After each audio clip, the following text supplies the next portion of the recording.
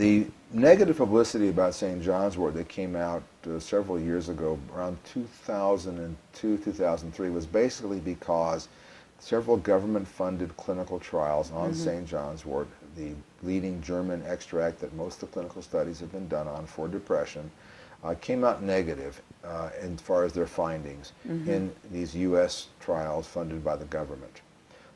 So some health authorities are saying, based on those two trials, well, look, we've tried St. John's Wort, the evidence shows it doesn't work.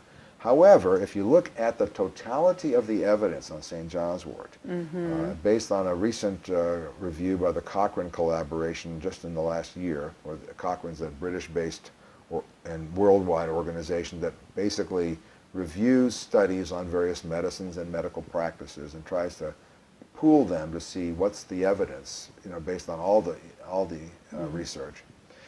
29 clinical studies on St. John's Wort show that it does work in mild to moderate cases of depression, better than placebo, and in some cases, in some studies, actually head-to-head against some of the conventional pharmaceutical antidepressant drugs with significantly less adverse effects. I had read that, and that's just astonishing. It's astonishing. Yet that medical authorities in the United States continually, and medical critics continually dismiss St. John's Wort based on the results of 2 trials instead of looking at the results of almost 30 trials totally. Now, the other bad press that St. John's Wort has received, there was the one about efficacy, is about its interactivity with conventional drugs. Correct. And this is a legitimate concern. There's cardiac medications, there's the possibility of contraceptive drugs, female contraceptives, oral contraceptives, although I've seen mixed information on this. Initially, there was a number of what they call St. John's Wort babies coming out of Scandinavia because women who were taking the pill were taking St. John's Wort too, and some got pregnant and couldn't figure out what happens until they figured out maybe that St. John's Wort lowered the levels of the contraceptive drug to the level that they were ineffective, and the women got pregnant. At the same time, a recent study that came out has suggested that St. John's Wort does not act on contraceptives, so that the information is not yet, in my view, clarified. All right. If you go beyond St. John's Wort, it's interesting. It appears that even though there is legitimate concern for the potential of many herbs to interact with conventional pharmaceutical drugs, that in reality, if these interactions do occur, they're subclinical and basically, in many cases, don't really have any adverse effect on the person taking the medications.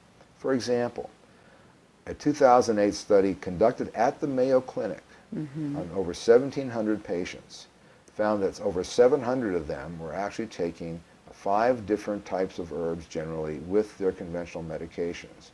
And apparently in this 700 or 800 groups of people, numbers of people, in taking these herbs and conventional drugs at the same time, there was no incidence in which any adverse event or lack of effectiveness of the drugs they were taking was monitored either by the patients or by their physicians. So according to that one study at least, which was a real world study, not experimental, it appears that in many cases concerns about herb-drug interactions may be overly played.